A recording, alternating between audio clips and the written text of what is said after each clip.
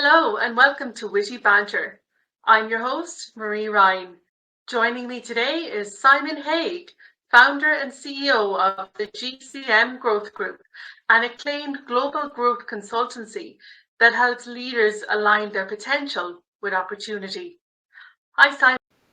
It's a privilege to be here, Marie, and I'm looking forward to this discussion. So thanks for inviting me. Thank you. Great. Yeah, thanks for being here. So, Simon, who do you help? So I work with basically anybody who's interested in growth, right? Which makes it sound like everybody, but basically, maybe change the answer to say that what the work that I do is I help organizations to try and achieve their purpose, and at the same time I help people within organizations to try and identify and achieve their potential, because I strongly believe that organizations can't achieve their purpose without people trying to achieve their potential. So anything from entrepreneurs to leaders to business people, anybody who's interested in developing their potential, their growth mindset, their resilience, etc., etc. Okay, great. And the topic today is failure, the thing we all try to avoid as much as we can. What do people get wrong about failure? I think people actually fear failure more than they should, and for example, in America, failure is considered to be a key part of your CV if you're an entrepreneur. Failure is a key part of the learning process, and it's the old adage, we tend to learn more from what we fail at. And I failed at many things. I've made many mistakes. I often say to people when I coach and train them, hands up if you've never made a mistake. I think nobody would tell the truth. So failure is a great learning process. And there are two types of mindsets that we all have. There's fixed mindset and a growth mindset. And people with an extreme fixed mindset might say, I'm not going to give this a go. I'm not going to try for fear of failure. Whereas somebody with a growth mindset, which is healthy, is failure, making mistakes is a key part of the growth process. So I think if you have an extreme fixed mindset, if you fear failure disproportionately.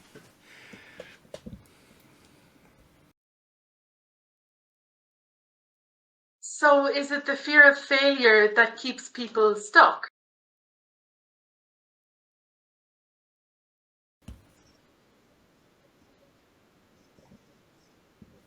I think disproportionate fear of failure can keep people stuck. Having said that, a healthy fear of failure is a good thing, because I think it spurs you on, it motivates you, it gives you a little bit of grit. And Angela Duckworth wrote the book called Grit, and she talks about the key requisites for a success are having a passion for what you do, a sense of purpose, you need to work hard, and hope. And she doesn't say you don't need to work hard. You still need to face your demons. You still need to get over failure. You still need to get over mistakes. And so I think it depends on how disproportionate your fear is. We need a little bit, because if we didn't, we'd all be walking out in front of traffic, right? So having a growth mindset is not about being deluded, but it's when your emotions get out of kilter. That's what can make people stuck, It isn't quite so scary.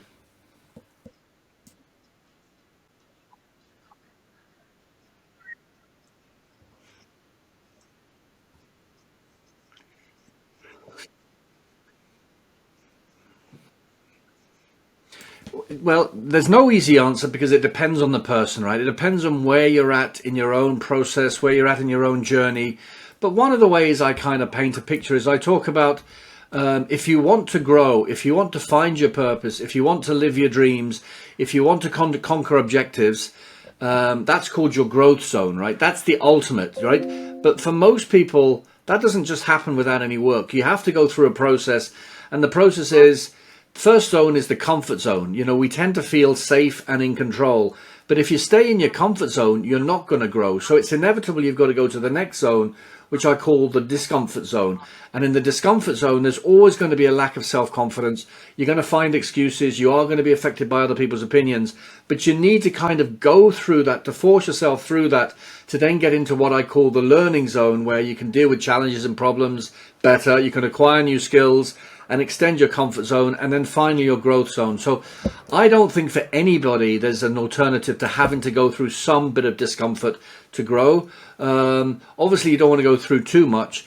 And as I said, somebody with an extreme fixed mindset would say, I don't want any discomfort, right? If you don't want any discomfort, don't be surprised if you don't grow and develop. If you don't want to grow and develop, that's fine. But if you do, you need to go through some form of discomfort.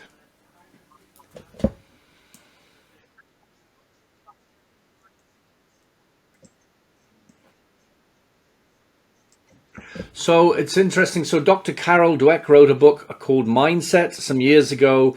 And the way to think about this is that we all have a mixture of fixed mindset and growth mindset in our heads. If you think about your head is both your best friend and your worst enemy, right? So for example, 95% of the things we worry about don't happen.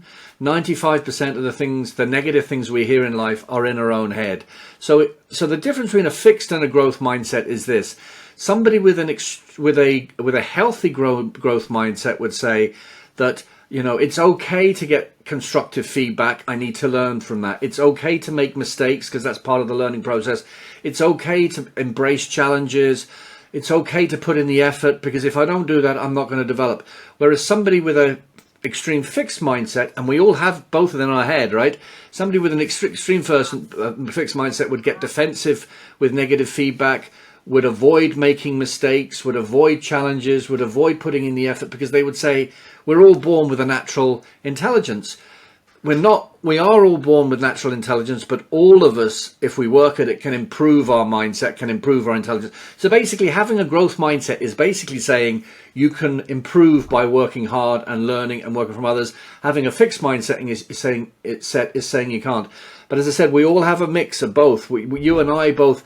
I'd imagine if I asked you, Marie, are there any ever times when you hear your mind saying to you, Marie, I can't do this. I'm no good. I'm never going to do this. I'm terrible at art. I'm terrible at this. I'm never going to be good at art. If you've never done art, you don't know whether you're never going to be good, right? So have a mindset of yet rather than never. So that's kind of what I'm talking about. It's your attitude to life. When I got older, I realized you need feedback even to grow. Without it, you'll never really develop. And then things started opening up. Yeah. It's incredible how to relate.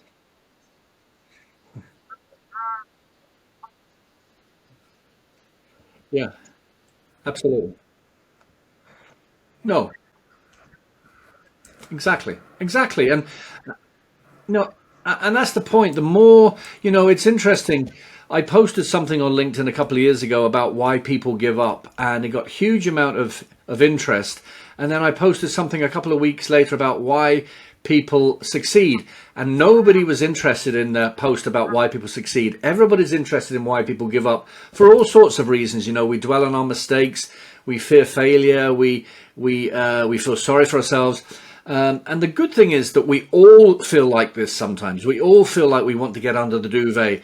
But I guess the difference between somebody with a growth mindset and somebody with a fixed mindset is, somebody with a growth mindset sees life as inevitably there's ups and downs in life. You have good days and you have bad days, but as long as you're growing and developing, you're in the right direction.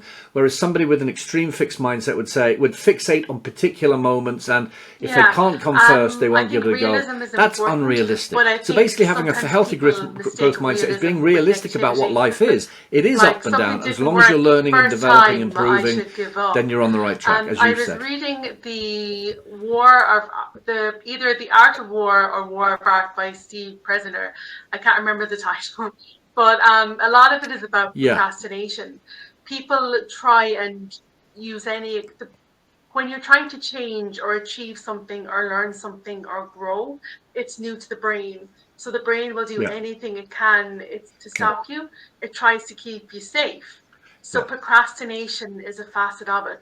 Wanting things to be perfect is a facet of it. Seeing a mistake and seeing that as a big giant red stop sign in the road is a sign of procrastination as well.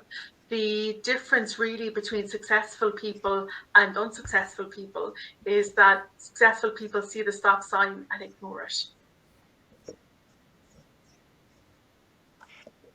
Yeah.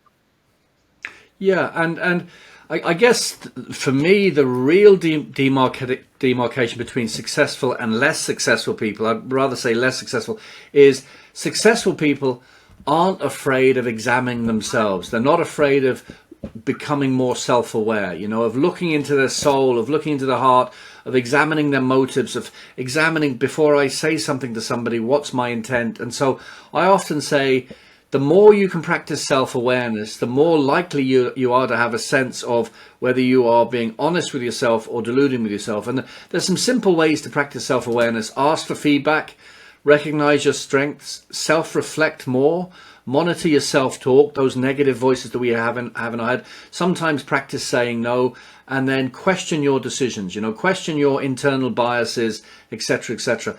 I think a lot of people go through life without practicing self-awareness. One of the things I do when I coach people is I ask them to ask themselves 3 questions in the morning. Really simple questions. Do I like myself? Do I trust myself? Certainly. And do I respect myself? You might not like, trust and respect yourself, but at least you're spending the time connecting with yourself. And I think self-connection unlocks this growth journey. What actions can I take?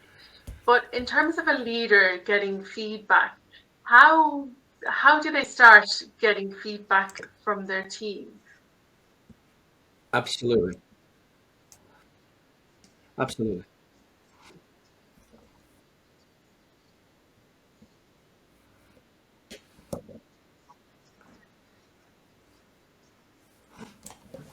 That's a good question. I think the first thing is they need to be connected to their team. They need to be, the worst thing they can have is ego and assume that they don't need feedback. That's the starting point. The biggest blind spot for leaders, there's a great book called The Success Factor by Ruth Gottien, and the biggest blind spot for leaders is ego. As soon as you start thinking you don't need feedback, you're in trouble, right? And so you need to keep your ego in control, right? And so it's being open to feedback, being open to honest constructive criticism. It's being willing then. So willingness, open-mindedness, and I guess the most important thing is self-honesty, right? And funny enough, those 3 traits are the 3 traits for recovery programs. People can recover from addiction if they practice willingness, open-mindedness, and self-honesty. And I would suggest leaders would benefit from willingness, open-mindedness, and self-honesty, and keeping ego in check, balancing ego with self-esteem, and recognizing that nobody on planet Earth has the answers. I guess the final thing on this is that leadership, for me, I feel strongly about this. Leadership is not a position. It's a mindset, right? So I've often met junior people in organizations have much better leadership capabilities and attitudes and mindsets than the people who are supposed to be the leader, right? So it's, for me, leadership is about mindset rather than position. And that requires balance, self-esteem and ego, willingness, open-mindedness and self-honesty. So oftentimes in teams, a natural leader will emerge, someone who's just really dependable, gets along with the team, and just rises to the top and becomes team leader, and so on. Do you think that leadership is an innate quality, or is it something that can be learned or built on?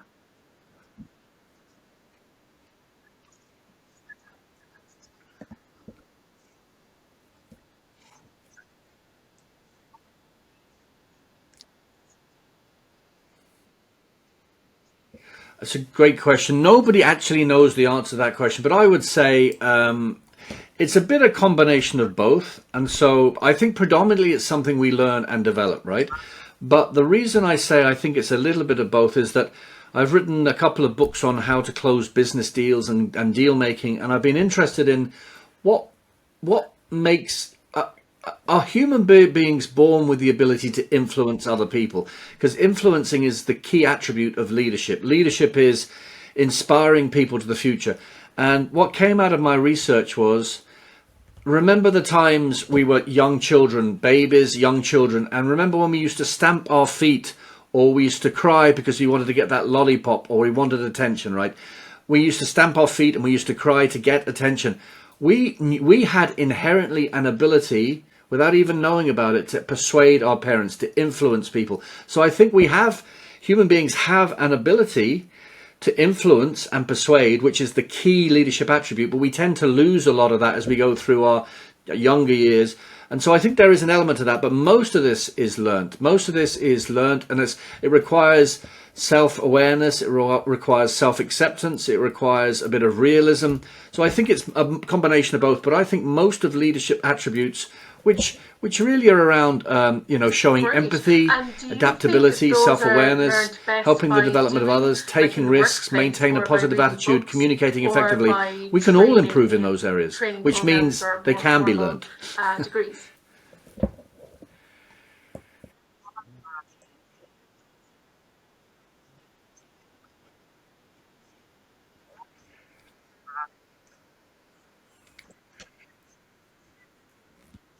That's a great question. Ideally, all a combination of all three, right? But I'll answer it in a different way. How many people in your audience learnt to ride a push bike by reading a book? Probably zero, right? And so most of what we learn, in fact, there's a reliable statistic that says 70% of what we learn by doing, right? 70% is learning by doing. So good leadership is learned, 70% is learned by doing. 20% is learned by being shown. So Yeah, having a yeah, it coach or makes a sense. mentor, There's a and then lot the of remaining great books out 10% is there about training, right? everything you So could you imagine. need the And training because it yeah, you helps you can with, read all of them and organizing give things, yourself but the there's no illusion substitute for that doing. things are changing That's and my that things quickest are way of answering that. improving. But when you get a bit more analytical, you might find that there's been no real change. They just made you feel better. You do need to implement them as you go. Absolutely.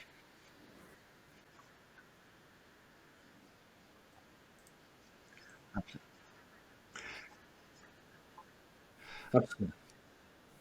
And also get out of your own head as well. If just because you've read every book and just because you've got every degree under the sun and just because you think you're wonderful, probably means you're Yeah, not, right? yeah, So you do makes need to sense. listen to other people. You do need to You pay mentioned attention. influence At the end of the earlier. day, you're only a leader if you have How important is followers. that a So the skill, and moment you how start can thinking that people you're impenetrable, influence others in that's the when you're not workplace? actually a leader.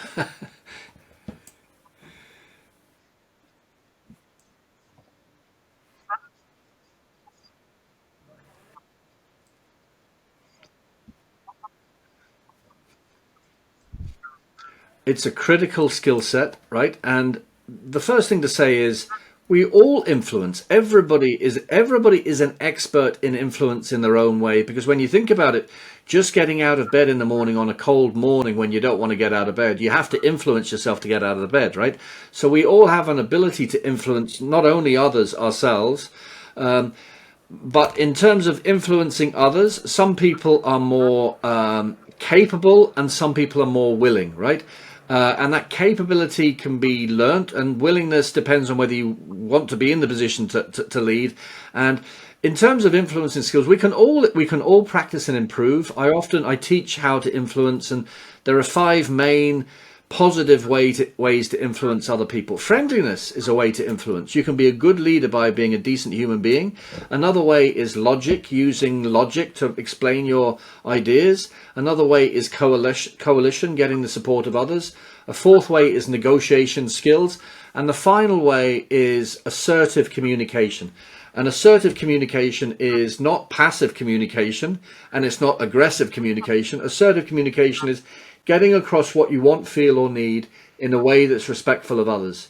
It doesn't sound difficult, but a lot of people who are naturally shy or people pleasers or passive find it so difficult. But if everybody in your audience just focuses, even for one day, on when you want to say something, say it, but in a nice, decent, respectful way. A bit like Barack Obama would be the greatest example of a great assertive communicator. You never hear him get angry or Yeah, grumpy or passive definitely. aggressive, I and have yet a he gets his theory point that across. in If you can business, do and it's that tough to consistently, stereotype, the but I chances are think you women will tend to give be yourself more a great people chance of pleasers. being a good So I think influencer, we and need people to will pay tune attention down to you. our niceness and Assertive friendliness communication is the and key. tune up our executive presence and power. Whereas men are the opposite. Men need to tune up their niceness and maybe tune down other attributes. When you have a leader who is like Barack Obama, people tend to think he's this incredible person just because, as well as the strength and power, he's quite charismatic and likable.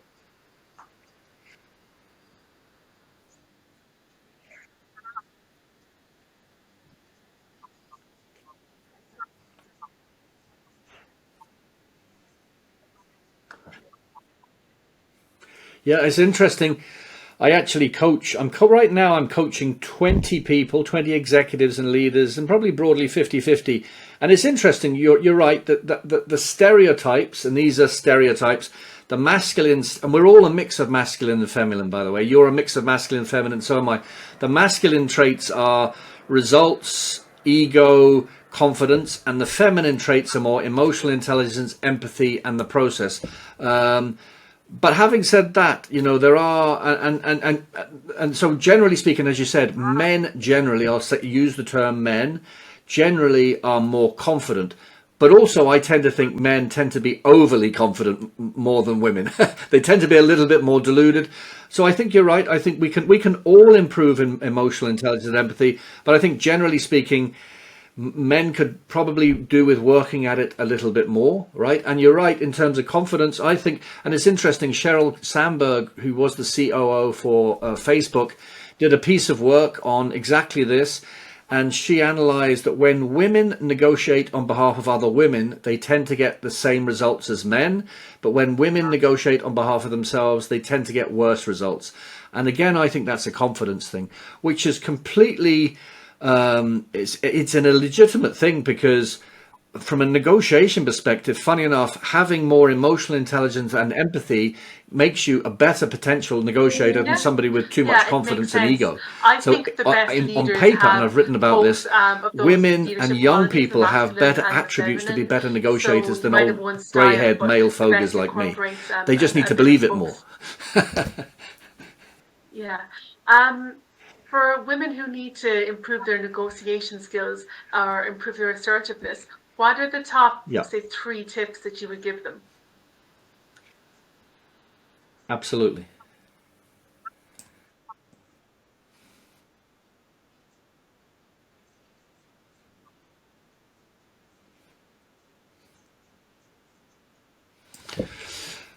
I think in terms of assertiveness, well, the first thing is practice, right? You have to practice. It's a bit like riding the bike. You have to practice being assertive. You can't just think, I'm going to be assertive, right? You have to keep practicing it. So practice it by yourself, practice it with others, practice saying no, practicing, saying with respect, I've got a different point of view, right?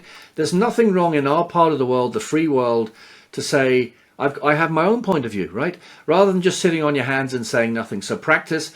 I guess another thing then is resilience as well. We haven't really spoken about resilience, but resilience is for me the capacity to cope with life, right?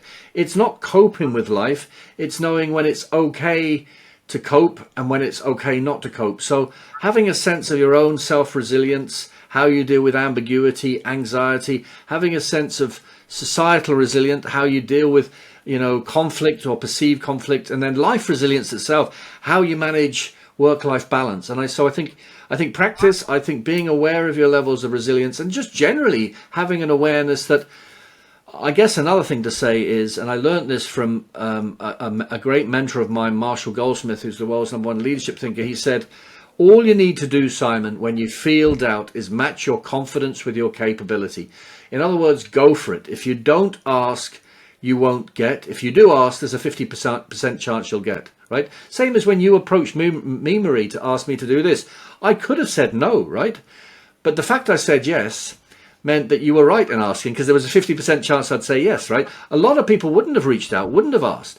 If you don't ask, you won't get. If you do ask, there's potentially a 50% chance of getting. So ask. Just ask. That reminds There's no harm in me of a asking. social What's the worst challenge case? I Somebody read will say about no.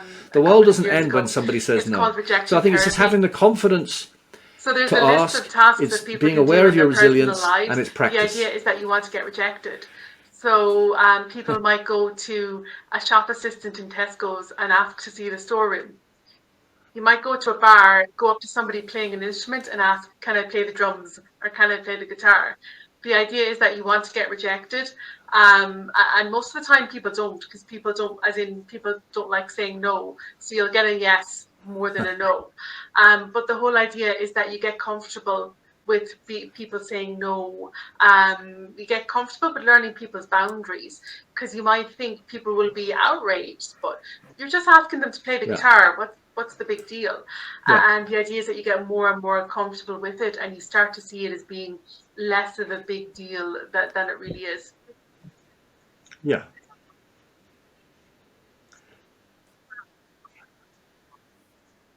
absolutely. Yeah, yeah. Absolutely. And just another thing to add to that, we are what we think and who we associate with, right? If you constantly think that you're not entitled, that you're going to be told off, or you're always going to get negative news, our minds are plastic. You're going to start feeling that way. You're going to start feeling, not great about yourself. You're going to start having negative behavioral patterns and negative physical symptoms. So we are what we think, and also who we associate with. Be very careful about hanging around with negative people, right? Whether we realize it or not, it does impact us. And so being as positive as we can, wherever you rest your mind, whether it's anger, fear, self-doubt, or optimism, hope, potential, your mind effectively takes that shape, right? It might not happen overnight, but if you building a habit, building a habit can take different Yeah, times for different people. It can take a oftentimes a day to change a habit if negotiation you really want can to, be won or it and can take a lost lifetime. in the But if you waiting keep room doing before certain you go things, you'll in. keep doing those It things. So depends sometimes you on have your to change mindset. If you to think to say to yourself, if you "Wow, think I can your do that." position is You weaker know, or stronger, how willing you are to be assertive and to speak up for what you want, and how essential it is to compromise. I absolutely, heard before that whoever cares the absolutely, most loses in any argument. yeah, yeah, absolutely.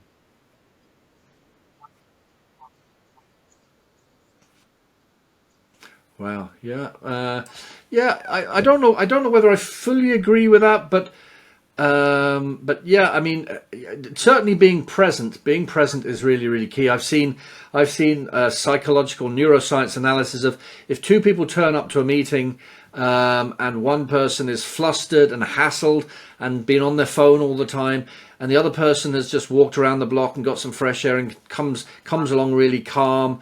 The person who's calm is going to notice, he's going to be more in control of the meeting than somebody who's flustered as well. So it's also minding yourself. It's managing your own space. It's Yeah, yeah, it's I looking suppose. after yourself and being, again, Just it's going about back to awareness. It's about being situational awareness. empathetic in I don't know about the meetings quote and about the say in people who lose the most, the people who negotiations, care. I it's think they have the interesting because I potential to think lose the most. unless you They win have the someone's potential to heart, lose the you'll most. never win their mind. So if you have two people negotiating or debating, and they're both going gung ho for their sides of view, it's just going to entrench each person more into their original belief. But I think if you're more empathetic, Yeah, you ask questions, you paraphrase what they're saying, you really try and understand it. I think you have a better chance of changing your own mind and making a good decision, and also changing their mind. But the two of you are more likely to, or whoever's in the group, are more likely to come out with the best decision overall, yeah, rather than pleasing their ego by thinking that they've won. yeah,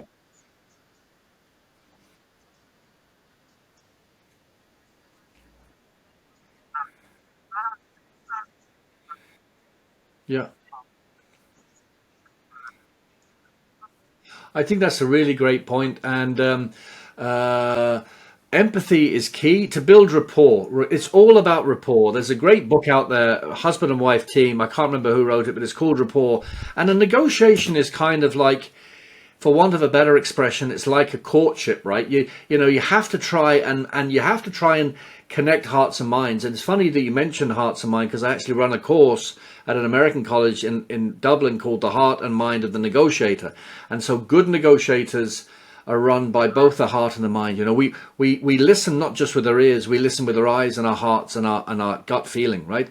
And so an example of exactly what you're saying, there's a law in negotiation called the law of successive approximation, right? Which is a highfalutin term, which means if you have 10 clauses in a contract, in a negotiation, you have to agree with the other side.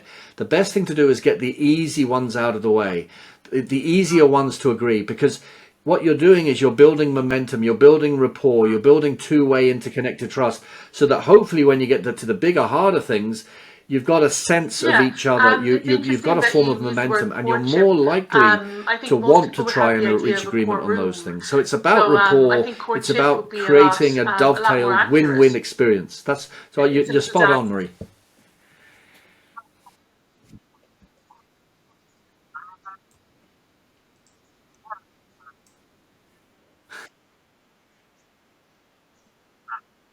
Yeah, I agree because yeah, because the definition of negotiation is a formal conversation between two or more people with a view to reaching an agreement, right?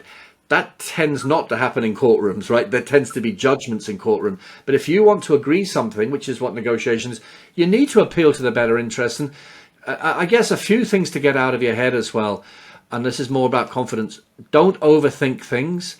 Don't be worried about what the other side thinks. Don't live in the past. Don't feel sorry for yourself. Try and put aside negative thoughts. Things like, well, I'm not entitled to ask for this in negotiation because what might they think? Most people are not as ambitious as they deserve to be, and then fear or worrying about Yeah, what may yeah, happen. None of us interesting. can control what may And happen. So try and focus, what's the be best piece of prepared, advice you focus in think the that moment, business notice, pay professionals and business attention, leaders and need to try and hear? build rapport. And you'd be surprised how much you can achieve.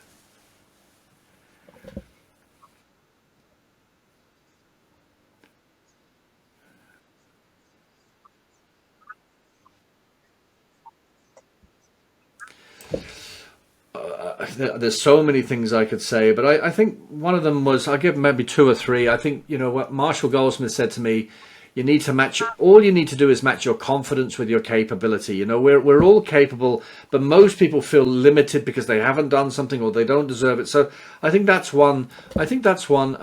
I think. I think also, about what we are, what we think, and who we associate. What I said before, if you think that you're not going to be successful, chances are you're not going to be successful. If you don't hang around, if you don't get the right advice from the right people, the chances are you're not going to get the advice you need. So I think there are a couple of things, and I think yeah, I think just be very mindful of what you say to yourself, how you talk to yourself. As I said, 95% of the negative things we hear are not from other people, they're in here. And I guess just finally, the acronym FEAR, right? Because you need to get over fears. Think of fear as false evidence actually realized. If you are constantly over fearful, you're going to make something that doesn't exist. So try not to be too fearful. That doesn't mean you don't need to have parameters, and it doesn't mean you need to protect yourself, but Yeah, don't be yeah, too great. And overwhelmed in by terms of fear. managing And I guess finally, negative ask self-talk, ask I ask think for help. it's I guess so that's another key thing. pervasive that it's Most hard of for us people don't to ask even for help. The recognize when they're smartest doing it. people It's ask for like help. asking a fish, what's it like to live in water? And they ask, what's water? So for me, one thing that I found is meditation. It's really good to recognize your own thoughts. Yep. Yeah, and then you can use it in meetings if it's getting a little bit heated. You can just take a few breaths and Yeah. feel a little bit calm.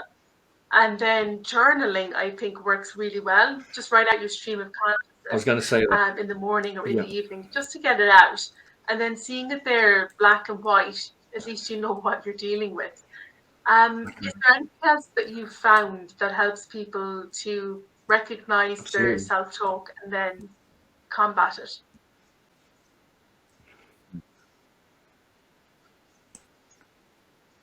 No, absolutely.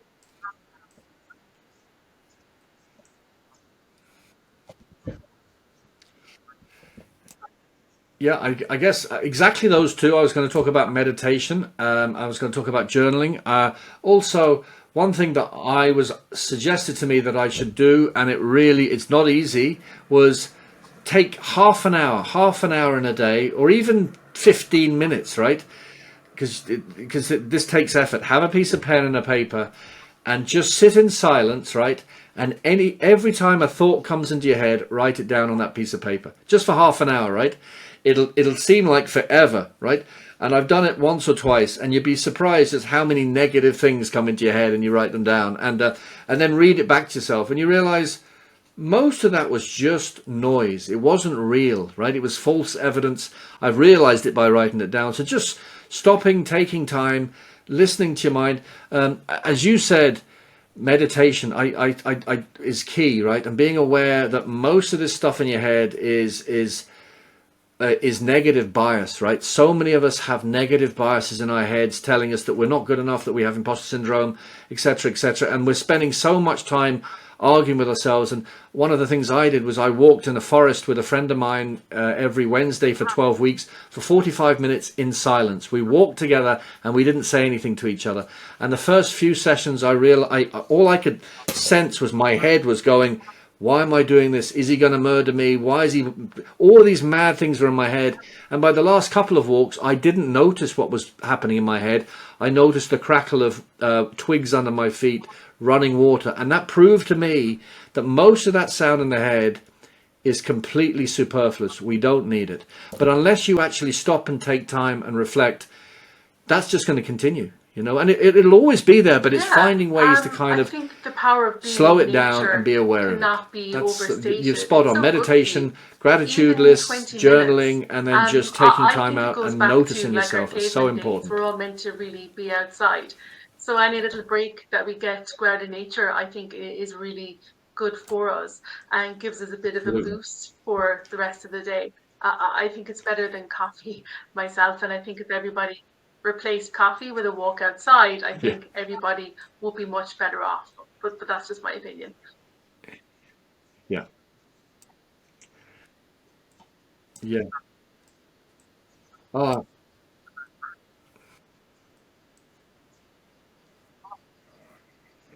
yeah. I know I say exactly the same. And in fact, in Japan, they have this wonderful term. It's called forest bathing. People go walking in forests to calm themselves. And I've seen the neuroscience, I've studied the neuroscience of a lot of this stuff. And being outside in a forest, you know, in a big forest is the best thing to calm your heart rate and to calm you down. Walking by the ocean is another thing. Generally, being outside is the best thing. Even just being inside but being able to see outside. I actually saw a test during the pandemic. People were in darkened rooms, right? Yeah, And they were given great. pictures of the Well, outside, we're and they just had coming up to the time now. neurotransmitters So attached thank to you their very brains. much for And joining even me looking at a today. picture of It the was outside fascinating makes you speaking feel to better you, than being and I'll inside. certainly be So the looking up more we those can be books that you outside, the better. mentioned. I completely agree, If Marie. anybody wants to get in touch with you, how would they do so?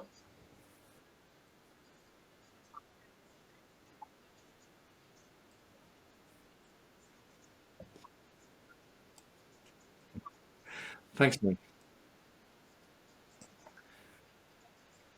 And thanks, it's been a privilege, and I've really enjoyed chatting with you. I can tell you know and you're aware of the things that I work in as well, which is great.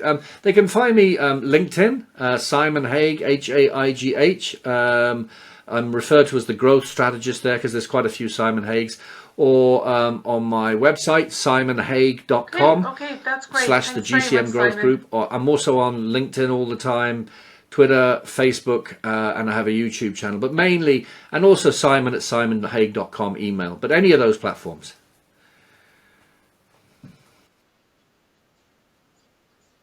You're very welcome. Thank you.